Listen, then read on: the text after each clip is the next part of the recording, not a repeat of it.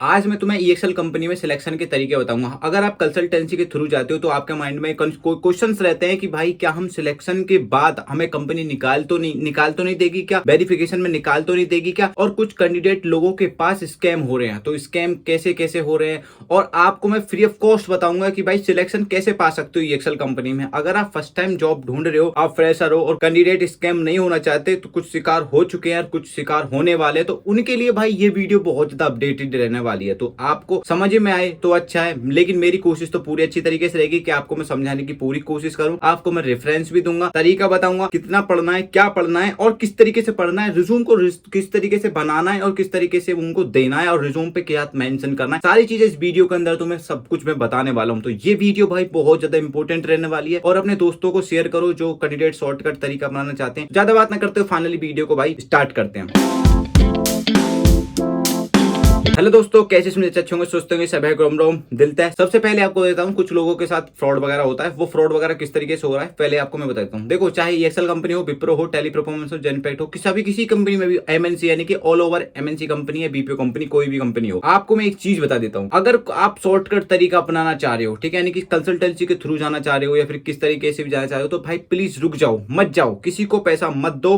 कोई भी आपसे पैसा मांगे भाई मत दो। आपको मैं सीधा सीधा बोल रहा हूं, मत दो भाई किसी को पैसा। क्यों? क्योंकि आपके साथ स्कैम हो सकता है। तो स्कैम से बचने के लिए भाई आपको किसी पे भी ट्रस्ट नहीं करना है। पहली बात तो ये। क्यों ये चीजें मैं क्यों बोल रहा हूं? क्योंकि अभी रिसेंट में एक कैंडिडेट के साथ फ्रॉड हुआ है। तो आपको स्क्रीन पे भी भाई मैसेज शो हो रहा होगा, ठीक है, यानी कि ये विप्रो कंपनी में भाई मैं ऑनलाइन आपको वर्चुअल ड्राइव बता रहा हूं। तो वर्चुअल ड्राइव में क्या हो रहा है कि आपको मेल करनी होती है। तो मेल में पल्लीमाई से किसी ने रिस्पॉन्स किया, या तो इन्होंने लिखने में मिस्टेक कर दी होगी या फिर किस तरीके से वो किसी कैंडिडेट के पास पहुंच गई मेल। अब मेल पहुंचने के बाद उसने अच्छा मौका उठा लिया, इनको बोला कि भाई हम आपको सिलेक्शन करवा देंगे, आपको पहले 3,000 रुपए देने पड़ेंगे, हम आपका इंटरव्यू करा देंगे। अब भाई जैसे ही इसने ट्रस्ट कर लिया, अब इसने जैसे 3,000 रुपए दिए, भाई साहब ने ब्लॉक मार दिया। अब एक बताओ, अगर एक कैंडिडेट से 3,000 रुपए लेके अगर ब्लॉक कर दिया है तो उनका क्या जा रहा है? कुछ नहीं, तुम्हारा जाएगा। और आप ट्रस्ट कर क्यों रहे हो भाई? किसी भी ऑनलाइन पर्सन पे ट्रस्ट मत करो भाई। मैं आपको कितनी बार वीडियो में बता चुका हूं और आपको मैं डिस्क्रिप्शन में भी, वीडियो के डिस्क्रिप्शन में भी आपको डिस्क्लेमर देता रहता हूं कि भाई किसी पे भी कैंडिडेट पे ट्रस्ट मत करो। कोई भी किसी का नाम ले मत दो पैसे। क्यों? आप किसी को पैसा देके जाओगे,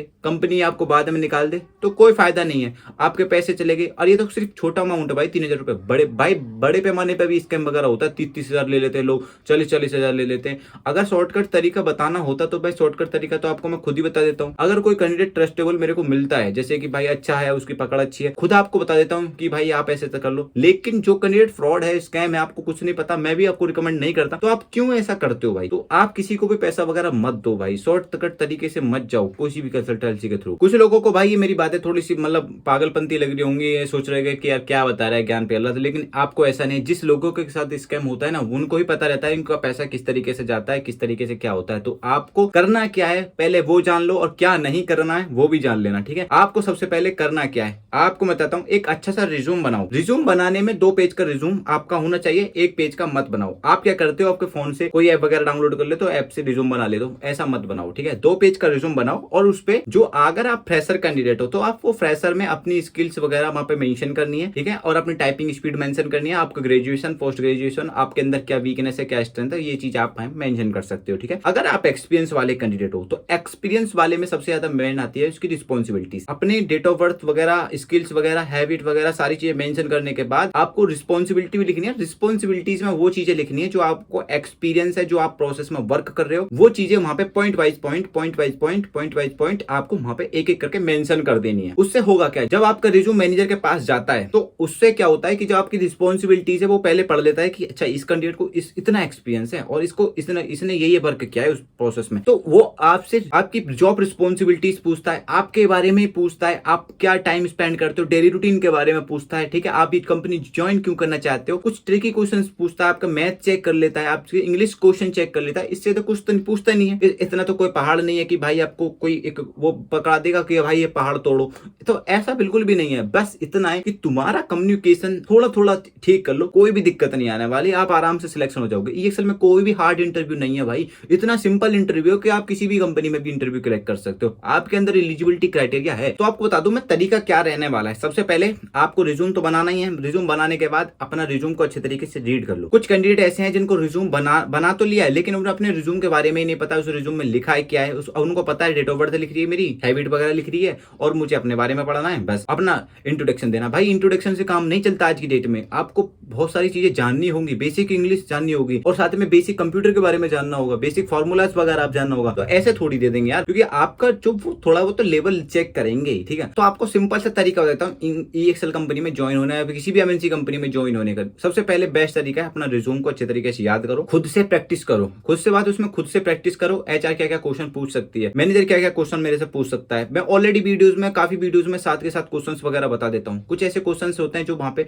जो मैं बताता हूँ और वो वहां पे इंटरव्यू में नहीं पूछे जाते, क्योंकि सेम टू सेम क्वेश्चन तो कभी हो नहीं सकते। अगर सेम टू सेम क्वेश्चन हो गए तो भाई फिर फायदा ही क्या। एक तरीके से तो वो सेटिंगबाजी होगी, तो इस तरीके से भाई कभी नहीं होता। मैनेजर के जो दिमाग में क्वेश्चन आता है वही चीज वो क्वेश्चन पुटअप करता है। वो कुछ भी पूछ सकता है, परसेंटेज पूछ सकता है या फिर कोई कुछ भी टॉपिक पकड़ा दे देगा। मेट्रो का टॉपिक पकड़ा देगा, मेट्रो के बारे में बताओ, मेट्रो कब स्टार्ट हुई, आपका फेवरेट क्रिकेटर कौन है, आपकी फेवरेट मूवी क्या है, आपने गेम लास्ट टाइम कब खेला, कुछ भी पूछ सकता है भाई वो। इससे अच्छा है कि आप थोड़ा सा वोकैबुलरी इंग्लिश पे थोड़ा काम करो, अच्छा तरीके से कर लो, थोड़ा सा काम कर लो। आप 30 35 40 50 हजार रुपए दे के जाओगे, उससे क्या फायदा होगा। उससे अच्छा तो आप खुद ही अफसोस करोगे कि भाई मैं मतलब ऐसे चले जाता। ईएक्सएल कंपनी में या किसी भी कंपनी में जाते हो, छोटी छोटी चीजों को याद करो। छोटी छोटी चीज कौन कौन सी, जैसे कि भाई सेल्फ इंट्रोडक्शन वगैरह हो गया, आपका डेली रूटीन हो गया। इंग्लिश को थोड़े थोड़े आप सेंटेंस बनाना सीखो। सेंटेंस मतलब किसी भी टॉपिक पे आप बनाना सीखो, धीरे धीरे धीरे धीरे। कुछ भी टॉपिक बोल दे, आप टाइम स्पेंड किस तरीके से करते हो, आप ये कंपनी क्यों ज्वाइन करना चाहते हो, हम आपको हायर क्यों करें। छोटे छोटे ये क्वेश्चन हैं जिसमें आप अटक जाते हो। हम आपको नाइट शिफ्ट देंगे, आप नाइट शिफ्ट में ही क्यों लेना चाहते हो, आप डे शिफ्ट में ही क्यों लेना चाहते हो। ये छोटे छोटे क्वेश्चन हैं, तो इसमें कैंडिडेट फंस जाते हैं कभी कभी। तो इन चीजों को भाई तैयारी करो। उसके बाद आपके टेस्ट वगैरह होता है, बेसिक कंप्यूटर की नॉलेज के बारे में यूट्यूब पर वीडियो देखो और छोटी छोटी इंग्लिश है, इंग्लिश में भाई सेंटेंस बनाना सीखो। क्योंकि अगर आपने सेंटेंस बनाना सीख लिया ना, तो आपका कम्युनिकेशन ठीक है, कोई दिक्कत नहीं है। आपको कहीं भी जाने की जरूरत नहीं है, आपको 30 35 40 45 देने की भी जरूरत नहीं है, कंसल्टेंसी के थ्रू भी जाने की जरूरत नहीं है। तो भीड़ का हिस्सा मत बनो। कुछ कैंडिडेट को मेरी बातें बकवास लग रही होंगी, लेकिन ये चीजें काम आएंगी। कोई नहीं बताएगा, यूट्यूब पर बहुत सारी वीडियोज मिल जाएंगी आपको, एक्सेल में ये चीजें कर लो, वो चीजें कर लो। भाई कुछ भी नहीं करने की जरूरत है, इतना क्यों चक्कर में पड़ रहे हो। उसके बाद एचआर इतने बंदे होते हैं, इतना मतलब बच्ची करती नहीं है। चार आपसे कॉमन क्वेश्चन करती है, आपने इंग्लिश में बता दिया सही, तो उसके बाद आपका नेक्स्ट राउंड के लिए भेज देती है। तो सबसे ज्यादा बात आती है कि आपका कम्युनिकेशन के ही चक्कर में आपको 30 35 45 65 और कुछ कैंडिडेट तो भाई 50 ले रहे हैं सीधे कंसल्टेंसी वाले डायरेक्ट 50 के 30 हमें पहले दे दो, 20 बाद में दे देना, 30 बाद में दे देना। भाई मत करो ऐसे, प्लीज मत करो। किसी की मजबूरी समझ लो यार। आपको जाना है क्यों, तैयारी करो भाई, खुद से तैयारी करो। जिस प्रोफाइल के लिए आप अप्लाई कर रहे हो उस प्रोफाइल के बारे में पढ़ के जाना है, ठीक है, अपने बारे में पढ़ के जाना है। मतलब मैं आप साथ में जिस कंपनी में आप अप्लाई कर रहे हो उस कंपनी के बारे में जानो, इंफ्रास्ट्रक्चर जानो, प्रोजेक्ट के बारे में जानो, गूगल से पढ़ दो, सब मिल जाएगा आपको। मेरे पास भाई डेली मैसेज आते हैं कि भाई हमारी जॉब लगवा दो, मैं आपको पैसा दे दूंगा, आप मेरा ये करवा दो, आप मेरे इंटरव्यू करवा दो, मेरा इंटरव्यू क्लियर करवा दो, आप मेरा पैकेज बढ़वा दो, आप भाई मुझे जॉब चाहिए, एक्सेल कंपनी में जॉब चाहिए। भाई आप जो कमेंट कर रहे हो, जो मेरे को मैसेज कर रहे हो, वो सही नहीं है। आप ये मेरे से पूछ सकते हो कि भाई मुझे गाइडेंस कर दो, मुझे सलाह दे दो, आप रेफरेंस दे दो, ये चीजें पूछ सकते हो। आप सीधा मैसेज करते हो भाई मेरी जॉब लगवा दो। आप एक चीज बताओ, मैं एक एम्प्लॉय हूं, मैं एक कैंडिडेट को सपोर्ट से लगवा सकता हूं, 2 कैंडिडेट को, 3 कैंडिडेट को, 4 कैंडिडेट को, लेकिन ये चीजें थोड़ी हो सकती है कि भाई जो भी आएगा ले लो, जो भी आएगा ले लो। भाई ऐसा नहीं होता। तो इसलिए भाई आपको खुद से तैयारी करो। मैं आपको हेल्प कर रहा हूँ, रेफरेंस दे रहा हूँ, सारी चीजें दे रहा हूँ। आप कुछ कैंडिडेटों को तो ये चीजें लग रही होंगी कि यार क्या ये ज्ञान दे रहा है, तो भाई ये चीजें काम है। जब अगर आपके साथ जब स्कैम वगैरह होगा ना, तो आपको खुद पता चल जाएगा कि ये सही बोल रहा है या गलत बोल रहा है। कोई कैंडिडेट इतना रिस्पॉन्सिबिलिटी नहीं लेता, वो सीधे वीडियो बनाते हैं, यूट्यूब पर अपडेट देते हैं, बात खत्म। कोई जरूरत नहीं है 1v1 पर्सनल कांटेक्ट करने की, नहीं कोई जरूरत। लेकिन मैं आपको स्टार्टिंग से मेरा ये रहा है कि मैं आपको बताता हूँ, तरीका बताता हूँ, आपको रेफरेंस भी देता हूँ, रेफरेंस दे देता हूँ। कुछ कैंडिडेट को लगता है कि रेफरेंस तो वैसे ही है, इससे होएगा ही नहीं, खुद मन में हार मान लेते हैं। कुछ कैंडिडेट जाते हैं, जो मैं क्वेश्चंस वगैरह देता हूँ, वो अगर वहां से इनकेस नहीं पूछ जाते, तब लोग बोलते हैं भाई ये तो पूछा ही नहीं गया। भाई मैनेजर के माइंड के ऊपर वो कुछ ही पूछ। अगर आप भाई रेफरेंस वगैरह चाहिए तो आप मेरे टेलीग्राम ग्रुप को ज्वाइन करो, टेलीग्राम से मेरे इंस्टाग्राम पर आ जाओ, इंस्टाग्राम पर ग्रुप ग्रुप में सारे रेफरेंस वगैरह मिल जाएंगे। आप रिज्यूम पे टॉप कॉर्नर पे मेंशन करो, एचआर पूछती है कि कौन है, आप ना कुछ भी बता दो कि मेरा भैया है, चाचा है, वो कुछ बता दो, कोई दिक्कत नहीं है। बस इतना है कि हाँ वो रेफरेंस के थ्रू आए, जो रेफरेंस आप मेंशन कर रहे हो उस कैंडिडेट को रेफरल अमाउंट मिल जाएगा और आपका सिलेक्शन हो जाएगा। और चाहिए क्या? अगर आप कंसल्टेंसी के थ्रू जाते हो तो सबसे पहले रिस्क होता है, आप अगर आपका इंटरव्यू नहीं हुआ, आपके साथ स्कैम हो गया, फ्रॉड हो गया, फिर आप मेरे को आके बोलोगे कि भाई ये हो गया वो हो गया। तो मैं आपको रिकमेंड करता हूँ कि भाई मत जाओ किसी कंसल्टेंसी के पास, मत दो पैसे किसी को भी, जाओ आराम से तैयारी करके जाओ, कोई दिक्कत नहीं है। सब वॉकिंग ड्राइव में मत जाओ, लेकिन जो आपकी सुटेबल प्रोफाइल से अकॉर्डिंग है उसी वॉकिंग ड्राइव में जाओ। मैं तो डेली आपको अपडेट देता रहता हूँ, लेकिन आपको डेली जाने की जरूरत नहीं है। जो कैंडिडेट आपकी प्रोफाइल से अलग अलग कैंडिडेट है, अलग अलग सबकी प्रोफाइल होगी, तो जो कैंडिडेट जिसकी प्रोफाइल से अकॉर्डिंग मैच होती है वो कैंडिडेट उसी वॉकिंग ड्राइव में जाए। मैंने एक पीडीएफ बना रखा है जिसमें भाई 15 चैप्टर है, उसमें R2R P2P सब रोल के लिए, voice process, chat process, backend, सब रोल के लिए A to Z मैंने एक ही पीडीएफ में दिया हुआ है, जिसका मैंने भाई छोटा सा प्राइस रखा है जो 99 में। जो भी कैंडिडेट फ्रेशर हैं, जो अप्लाई करना चाहते हैं और जो एक्सपीरियंस वाले कैंडिडेट अप्लाई करना चाहते हैं, उन्हें कुछ नहीं पता है कि भाई तैयारी किस तरीके से करनी है, कौन कौन को क्वेश्चन पढ़ने हैं। अब जो पीडीएफ में क्वेश्चन दे रखे हैं जरूरी नहीं जो वही सेम इंटरव्यू में पूछे जाए या बिल्कुल सेम उससे पूछे जाए, हो सकता है कभी कभी तो एक भी क्वेश्चन ना, या फिर हो सकता है आए तो पूरे आ जाए। तो ये एक तरीके से आपको प्रिपरेशन कराने के लिए मैंने पीडीएफ बनाया। आपको सजेशन, आप क्या करते हो, आप मेरे को आके क्वेश्चन पूछते हो भाई, इंस्टाग्राम पे आके डीएम करते हो भाई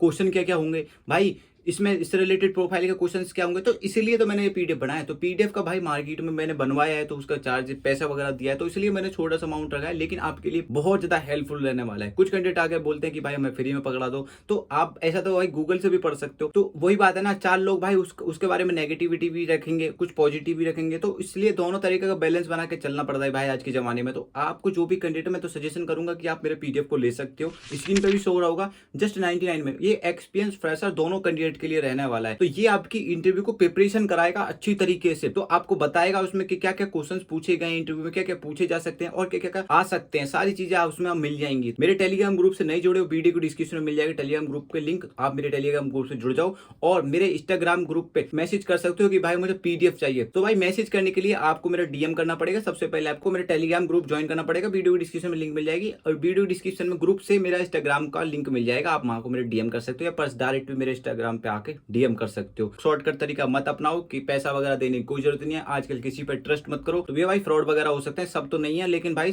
फ्रॉड वगैरह आपके साथ हो सकता है, इसका तो किसी पे भी ट्रस्ट मत करो, शॉर्टकट तरीका मत अपनाओ, अपने आप में अंदर तैयारी करो, इंग्लिश को थोड़ा सा ठीक करो, कोई भी दिक्कत नहीं है, इतना हार्ड नहीं है, इतना पैसा देने की भी जरूरत नहीं है फालतू में। तो जो भी कैंडिडेट है आपको मैं रिकमेंड करूंगा भाई 99 का पीडीएफ को लो, अपनी तैयारी करो, क्योंकि सबसे बेस्ट में आराम से तैयारी कर सकते हो, ये आपके लाइफ टाइम काम भी आने वाला है, जब तक आपके पास पीडीएफ रहेगा बहुत काम आने वाला है। ठीक है, तो जो भी कैंडिडेट है मिलता है किसी नेक्स्ट ब्लॉग में नई हायरिंग के साथ, तब तक के लिए भाई जय हिंद।